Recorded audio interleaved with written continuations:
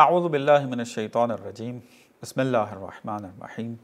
अल्हम्दुलिल्लाहि रब्बिल आलमीन। मामूलन जवान ये सवाल करते हैं मुख्तलिफ़ प्लेटफॉर्म से कि आजकल के दौर में चूँकि सोशल मीडिया का ज़माना है और हर जगह से सवालात जो हैं वो इंसान तक पहुंच जाते हैं, बहुत सारे मतालिब पहुंचते हैं। उन मतालिब की बुनियाद पर फिर बहुत सारे सवाल ज़हन के अंदर आ जाते हैं और उनमें एक फ़िक्र है कि जो सोशल मीडिया का सहारा लेकर फैलाई जा रही है, खुदा के इनकार के बारे में, दीन का इनकार, बाज़ एतराज़ात व शुबहात शुबह व शुबहात फैलाए जाते हैं, तो जवानों के ज़हन में सवाल उठते हैं और फिर बहरहाल उलमा और माहिरीन जो हैं वो अपने तय कोशिश कर रहे हैं कि इन सवालों के जवाब दिए जाएं, किताबों की सूरत में भी और सोशल मीडिया के ज़रिए भी, कि मुख्तलिफ़ प्लेटफार्म मौजूद हैं और आप अगर थोड़ा सा भी सर्च करेंगे आपको वो तमाम प्लेटफार्म जो हैं वो मिल जाएंगे। और किताबें भी पहले भी लिखी जा चुकी हैं और अभी ताज़ा भी लिखी जा रही हैं। मामूलन जो सवाल किया जाता है वो ये कि हम किन किताबों का मुताला करें और कैसे अपनी इल्मी तौर पर तैयारी करें कि हम इन शकूक व शुबहात का जवाब दे सकें, अपने आप को भी मुतमईन कर सकें और दूसरों को भी मुतमईन कर सकें। तो इस जवाब के अंदर मैं कुछ मतालिब आपकी खिदमत में अर्ज़ करूँगा ख़ुलासे के तौर पे, चूँकि अभी वक्त नहीं है कि मुकम्मल जो है वो तफसील से आपकी खिदमत में अर्ज़ करूँ, चूँकि बहुत सारे मतालिब हैं इसमें बयान करने वाले, कि इंशाअल्लाह आहिस्ता आहिस्ता तवज्जो जो है वो दिलाता रहूँगा। देखिए, एतराज़ात की नौइयत मुख्तलिफ़ है। बाज़ औक़ात खुदा पर एतराज़ किया जाता है, उसकी नौइयत जो है जवाब देने की वो अक़ली है, अगरचे वो एतराज़ जो है वो साइंस से लेकर आ रहे होते हैं, लेकिन वो अपने अंदर जो है वो सवाल भी अक़ली नौइयत का है और उसका जवाब भी फिर अक़ली नौइयत का। मसलन खुदा के वजूद का इनकार कर देना आके, बस साइंस के ज़रिए भी अगर ये खुदा का इनकार करते हैं तो ये इनकार भी अक़ली बुनियादों के ऊपर है और उसका जवाब भी अक़ली ही जब दिया जाता है। कि रद्द इल्हाद की सीरीज़ में मैंने बहुत सारे मतालिब इस हवाले से बयान किए और मज़ीद बयान होते रहेंगे, आप उनको फॉलो करते रहें। इंशाअल्लाह ये एक अहम तरीन आपके लिए मंबा और माख़ज़ बन सकता है शकूक व शुबहात को हल करने का। तो अब अक़ली दुनिया के अंदर फिर क्या होता है, अगर आप अपने आप को तैयार करना चाहते हैं कि आप इन मुल्हिदों के एतराज़ का जवाब ख़ुद से दे सकें, तो आपको अक़लियात में मुताला करना पड़ेगा, आपको फ़िलासफ़ी से इर्तिबात कायम करना पड़ेगा, बाज़ फ़लसफ़े की किताबों को पढ़ना पड़ेगा, उनके जो बुनियादी उसूल हैं, जो क़ाइदे हैं, अक़ली बुनियादें जो रखते हैं, उनको देखना होगा, समझना होगा। और किताबें मौजूद हैं, लेक्चर्स भी सोशल मीडिया के ऊपर मौजूद हैं। मिसाल के तौर पे अगर मैं मकतब तशय्युअ की बात करूं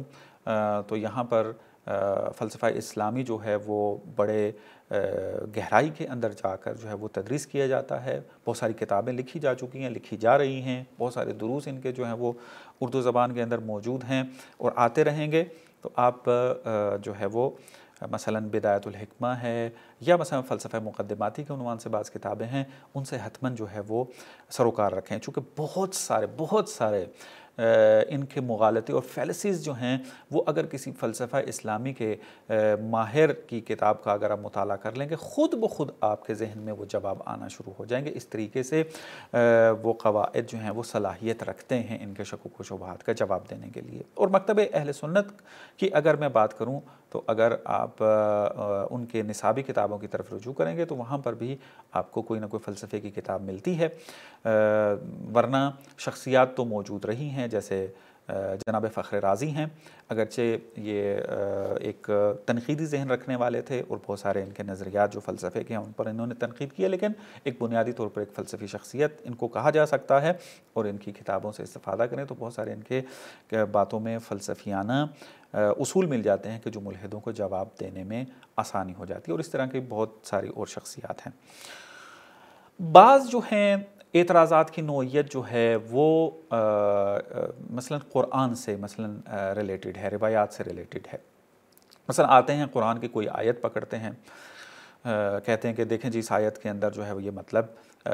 जो है वो गलत बयान हुआ है, या साइंस के एतबार से कहते हैं कि यहाँ एक साइंसी मतलब ज़िक्र हुआ है और साइंस ये नहीं कहती, या मसलन कहेंगे कि इस आयत से अक़ल के ख़िलाफ़ बाज़ बातें समझ में आ रही हैं। इस तरह की बहुत सारी चीज़ें मिलेंगी। तो अब ज़ाहिर सी बात है अगर वो कुरान के ऊपर इतराज़ कर रहा है, कुरान की आयत का सहारा ले रहा है, तो यहाँ पर आपको कुरान की तफसीर और कुरान अच्छे तरीके से तिलावत करना जो है वो ज़रूरी हो जाएगी। और आज अल्हम्दुलिल्लाह इसी सोशल मीडिया की बरकत से आपके पास जो हैं वो तमाम वसाइल मौजूद हैं, तमाम जितने तर्जुमे हो चुके हैं कुरान के वो अवेलेबल हैं, इंटरनेट के ऊपर ऐप्स मौजूद हैं, और जितनी तफसीरें लिखी जा चुकी हैं वो भी आपको या PDF की सूरत में या सॉफ्टवेयर की सूरत में या ऐप्स की सूरत में आपको मिल जाएंगी। तो आप हतमन जो है वो इन किताबों का मुताला करें, कुरान को अपनी तिलावत में रखें, रोज़ाना इसकी तिलावत करें, तर्जुमे के साथ तिलावत करें, तदब्बुर और तफक्कुर करें। कुरान ने इसी वजह से ताकीद की है बहुत सारी आयात में कि क्यों तदब्बुर नहीं करते, तदब्बुर करो, तअक्कुल करो, फ़हम इसके अंदर अपनी सूझबूझ जो है वो ज़्यादा करो, तफ़क्कुह करो, ये सारी चीज़ें बयान किया। तो लिहाजा इस किस्म की नौइयत के एतराज़ात का जवाब अगर हासिल करने हैं तो आपको कुरान की तरफ रुजू करना है, उसमें आपको महारत हासिल करनी है और तफसीरों की तरफ जब रुजू करना है, चूँकि उलमा ने बहुत सारे हक़ाइक़ को कश्फ किया है और इन बहुत सारे सवालात के जवाब दिए हैं। तो ये कुरानी नौइयत का। रिवायात के ऊपर भी इसी तरीके से है। अगर कोई हदीस के ऊपर एतराज़ कर रहा है तो ये चीज़ ज़हन के अंदर रखें कि हदीस जो है उसके बहुत सारे उसूल हैं, उनको समझने की ज़रूरत है। मसलन सबसे पहले तो ये बात साबित होनी चाहिए कि हदीस पैगंबर ही से है, या मकतब तशय्युअ की तरफ से बात करूँ तो आइमा अहले बैत से है। पैगंबर से और अहले बैत से निस्बत साबित होना ज़रूरी है और यकीनी तौर पे साबित होना ज़रूरी है, यानी यकीनी उर्फ़ी के एतबार से कि, और इसके बारे में भी बहुत सारे क़वाइद डिस्कस हुए हैं किताबों के अंदर कि किस तरीके से हम ये तशख़ीस दें कि फ़लाँ हदीस जो है वो पैगंबर से या अहले बैत अलैहिस्सलाम से सादिर हुई है या नहीं हुई है। तो आपको उन क़वाइद का जानना ज़रूरी है। हमारे नज़दीक हर वो हदीस जो किताबों में नक़ल हुई है वो पैगंबर की या अहले बैत की कही हुई बात नहीं है, बल्कि सदर इस्लाम का अगर आप मुताला करें तो बहुत सारे मुखालिफ जो दीन के थे, इस्लाम के थे, उन्होंने दीन इस्लाम को नुकसान पहुंचाने के लिए एक जो काम किया वो रिवायात को घड़ा है कि ये एक अलग बहस है, उसमें नहीं जाना चाहता। तो इस किस्म के उसूल जो हैं वो आपको सीखना ज़रूरी हैं, जो दराया की सूरत में, इल्म रिजाल की सूरत में उलमा ने बात की है उसके ऊपर, और किताबें मौजूद हैं उर्दू के अंदर, आप उनसे मुताला कर सकते हैं। और बाज़ असातीद से अगर मुश्किल लग रही है समझने में तो हर मकतबा फ़िक्र अपने माहिरीन के जो माहिरीन हैं, असातिज़ा हैं, उनसे वो दर्स के तौर पर सीख सकता है। और है ऐसे नौजवान हैं, मैं देख रहा हूँ कि वो ख़ुद तो किसी मदरसे के पढ़े हुए नहीं हैं, लेकिन उलमा से इस्तिफ़ादा कर कर के अब इस काबिल हो चुके हैं कि वो हदीस पर होने वाले एतराज़ात के भी जवाब दे रहे हैं और कुरान के ऊपर होने वाले एतराज़ात के जवाब भी दे रहे हैं, और अक़ली तौर पर भी फ़लसफ़े का भी उन्होंने मुताला किया हुआ है। बस हदीस के ऊपर अगर एतराज़ हो रहा होगा तो उसमें सबसे पहले निस्बत को साबित करना ज़रूरी है, फिर उसके बाद फ़िक़्हुल हदीस है, यानी मतन जो है वो जो ये समझ रहे आया वो वाक़ईन उससे समझ भी आ रहा है या नहीं, क्योंकि बाज़ औक़ात अरबी नहीं जान रहे होते, अरबी को उर्दू के आज के जो इस्तेमालात हैं उनके साथ जो हैं वो खल्त-मल्त कर रहे होते हैं और अपनी फ़हम के मुताबिक अरबी से मतलब निकाल रहे होते हैं और फिर एतराज़ कर रहे होते हैं। इसके बहुत सारे शवाहिद हैं, अगर आप मुख्तलिफ़ डिबेट्स की तरफ रुजू करें तो आपको पता चल जाएगा। अब ये इसको कहते हैं फ़िक़्हुल हदीस, यानी मतन को फ़हम करना, समझना। इसके अपने उसूल हैं कि किस तरीके से आप हदीस के मतन से उसका हकीकी माना समझ सकते हैं। सियाक़ व सबाक़ देखना होता है और बहुत सारी चीज़ें हैं, जो वर्ड उसके अंदर इस्तेमाल हुआ है उसके माना को देखना होता है कि ये कब इस्तेमाल हुआ और इसका उस ज़माने में क्या माना था, और हमने आज के ज़माने में जो माना है वो मुराद नहीं लेना होता। और इस तरह की बहुत सारी बहसें हैं। इल्म उसूल के अंदर बहुत सारी क़वाइद बयान होते हैं इसी मतन को फ़हम करने के लिए, और फ़िक़्हुल हदीस के नाम से अलग से किताबें भी मौजूद हैं। तो ये बाज़ क़वाइद मुताला करने ज़रूरी हैं अगर आप ख़ुद इस काबिल बनना चाहते हैं कि डायरेक्ट एतराज़ात का जवाब दे सकें और दीन का दिफा कर सकें। बाज़ जो सवालात हैं वो तारीख़ी नौइयत के हैं, सीरत से या तारीख़ से वो मतालिब लेते हैं और एतराज़ करते हैं। मसलन पैगम्बर अकरम सल्लल्लाहु अलैहि वसल्लम की सीरत को लेते हैं, तारीख़ से उठाते हैं और एक मतलब को लेकर आकर एतराज़ करना शुरू हो जाते हैं। कहते हैं फ़लानी तारीख़ की किताब में देखें वो मतलब लिखा हुआ है, पैगम्बर ने ये किया, पैगम्बर ने वो किया, एतराज़ करना शुरू हो जाते हैं। तो अब ये भी ज़हन में रखें कि तारीख़ भी जो है उसके अंदर इस बात को साबित करना पहले ज़रूरी है कि ये वाक़या रूनमा हुआ है या नहीं। तारीख़ की किताबों में एक वाक़ये को नक़ल कर देना काफ़ी नहीं है इस बात के लिए कि ये वाक़या हुआ है, क्योंकि तारीख़ की किताब में लिखा है ना। तारीख़ की किताब में लिखी हुई बातें सारी हकीकत नहीं है। जैसे मैंने पहले बयान किया आपको कि जाली और घड़ी हुई रिवायात मौजूद रही हैं और जो दुश्मनान इस्लाम थे उन्होंने किया है, पूरा एक प्रोसेस था, उन्होंने तय करके दाखिल की हदीसों को कि एक अलग मज़मून है कि इंशाअल्लाह कभी इस पर गुफ्तगू होगी। तो लिहाजा बहरहाल तारीख़ के अंदर इस तरह के मतालिब जो हैं वो मौजूद हैं। सबसे पहले इस बात को साबित करना है कि वो वाक़या रूनमा हुआ है या नहीं, उसके अपने उसूल बयान हुए हैं कि किस तरीके से हमने वो प्रोसेस तय करना है कि हमें पता चले कि ये वाक़या रूनमा हुआ है या नहीं। तो वो उसूल उलमा ने बयान किए हुए हैं। फिर जब आप उस वाक़े के ऊपर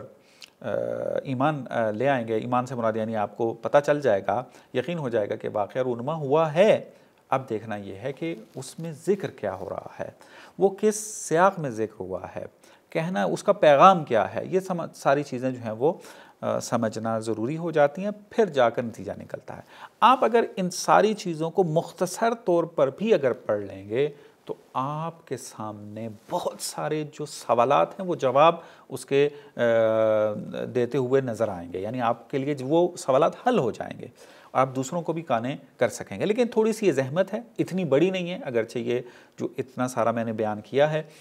ये सुनने में तो आपको बहुत ज़्यादा लग रहा होगा, लेकिन अगर आप आहिस्ता आहिस्ता अपनी रोज़मर्रा ज़िंदगी से वक्त निकाल कर इसके ऊपर वक्त सर्फ करना शुरू कर दें तो आपके लिए ये मतालिब हासिल करना कोई इतना बड़ा काम नहीं है। आप कुछ मुद्दत के अंदर ये तमाम चीज़ें सीख जाएंगे और आपके ऊपर ना मुल्हिदीन के सवालात का असर होगा, आप आसानी से उनको जवाब दे सकेंगे और ख़ुद भी काने हो जाएंगे और दूसरों को भी मुतमईन कर सकेंगे। तो इस तरह से आप मुताला करें। अब कौन कौन सी किताबों का मुताला करना है, अब चूँकि हर बंदे ने अपने एक मिजाज के मुताबिक किताबें लिखी होती हैं, एक अलग ज़ाविया निगाह से बात की होती है, तो लिहाजा किसी ख़ास किताब को रिकमेंड करना जो है वो ज़रूरी नहीं है। आपको पूरा वो मेकानिज़म समझा दिया है कि किस तरीके से वो वारिद होते हैं और आपने किस तरीके से उनको जवाब देने की कोशिश करनी है। और ये चीज़ें अगर आप जो प्लेटफॉर्म मौजूद हैं सोशल मीडिया के ऊपर उलमा के जो जवाब दे रहे हैं, दिफा कर रहे हैं इस्लाम का, अगर उनको सुनना शुरू कर दें, उनकी डिबेट्स को जो है वो दिक्कत के साथ देखना शुरू कर दें, तो आपको आहिस्ता आहिस्ता ख़ुद वो प्रोसेस भी समझ में आने लग जाएगा। और ये बात जहन के अंदर रखें, स्टडी, मुताला, इसको अपनी ज़िंदगी का हिस्सा बनाएं। ये जब तक नहीं करेंगे आप कवी नहीं हो सकेंगे, आप दीन इस्लाम का दिफा नहीं कर सकेंगे और आप ख़ुद भी बाज़-औक़ात मुतमईन नहीं हो पाएंगे। स्टडी जो है वो पहली शर्त है इस मैदान में आने के लिए, अपना ईमान बचाने के लिए, अपने ईमान का दिफा करने के लिए और खुदाई काम करने के लिए और खुदा को साबित करने के लिए। ये मुताला ये आपके लिए क्या कह लें ज़रूरी है। जिस तरह खाना आपकी जान बाकी बचा रखने के लिए ज़रूरी है, इसी तरीके से स्टडी जो है वो आपके दीन, आपके ईमान को बचाने के लिए ज़रूरी है। स्टडी ज़रूरी है और स्टडी करना शुरू हो जाएंगे तो ये चीज़ें ख़ुद ब खुद जो हैं वो समझ में आने लग जाएंगी। वसल्लल्लाहु अला मुहम्मद व आले मुहम्मद।